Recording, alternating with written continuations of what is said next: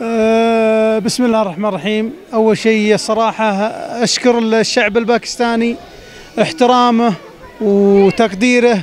أنا عبد العزيز العتيبي من السعودية من منطقة الرياض.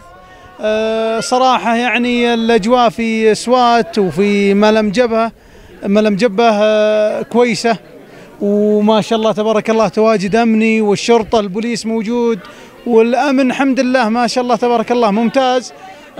بالنسبة للمنطقة أسعار حتى مناسبة، المبالغ اللي فيها، مناظرها، طبيعتها، الأجواء فيها باردة. فصراحة أشكركم على تنظيمكم وعلى كل الجهود اللي أنتم تبذلونها للسياح.